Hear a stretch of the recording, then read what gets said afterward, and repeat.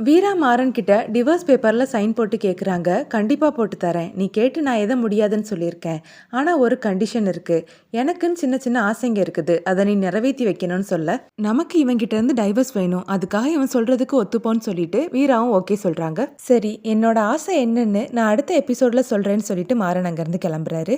ராகவன் கண்மணி கிட்ட நீ ஏன் என்கிட்ட பேசாம இருக்கன்னு கேட்க, நான் உங்ககிட்ட பேசலனாலும் உங்களுக்கு தேவையான எல்லா வேலைகளையும் செஞ்சு தானே வைக்கிறேன். சொல்லப்போனா ஒரு வேலைக்காரியா தானே இந்த வீட்டில் இருக்கேன்னு சொல்லி அவங்களுடைய டிராமாவை ஸ்டார்ட் பண்றாங்க.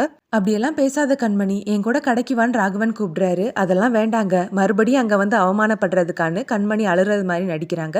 ப்ளீஸ் கண்மணி, எனக்கு ஒரு சான்ஸ் கொடுன்னு ராகவன் கண்மணியை கூட்டிட்டு கடைக்கு போறாரு. அப்புறமா முத்துவை கூப்பிட்டு உங்களுக்கு இனிமேல் இங்க வேலை கிடையாதுன்னு சொல்ல, அதை கேட்டு எல்லாரும் ஷாக் ஆகுறாங்க. அதுக்காக உங்களை நடு தெருவில் விட்டுருவேன்னு நினைக்காதீங்க. உங்களுக்காக பக்கத்து கடையில பேசியிருக்கேன். இனிமேல் நீங்க அங்க வேலைக்கு போங்கன்னு சொல்லி அனுப்பி வைக்கிறாரு. முத்து வெளியே இறங்கி போகும்போது மாறனும் வீராவும் உள்ள வராங்க. முத்துனா எங்கண்ணா போறேன்னு மாறன் கேட்க, பக்கத்து கடைக்கு போக போறேன் தம்பின்னு சொல்றாரு. எதுக்காக பக்கத்து கடைக்குன்னு அவர் விசாரிக்கும் போதே ராகவன் சத்தமா டே மாறா, அவரை வேலையை விட்டு அனுப்பிட்டேன்னு சொல்றாரு. யாரை கேட்டு இந்த முடிவு எடுத்தேன்னு மாறன் கோவப்பட, யாரை கேட்டுனா நான் முடிவு எடுக்கணும்? ஒரு எம்ப்ளாயை வேலையை விட்டு அனுப்புறது கூட எனக்கு உரிமை இல்லையான்னு கேட்கிறாரு. சரி, என்ன காரணத்துக்காக நீ அவரை வேலையை விட்டு அனுப்புறேன்னு கேட்க, எனக்கு பிடிக்கல அதனால அனுப்புறேன்னு சொல்றாரு. நீ தப்பு பண்ற ராகவான் மாறன் சொல்ல, சரிடா நான் நேரடியாவே சொல்றேன், என் பொண்டாட்டி இருக்கிற இடத்துல அவர் வேலை பார்க்க வேண்டாம் நான் நினைக்கிறேன்னு சொல்றாரு.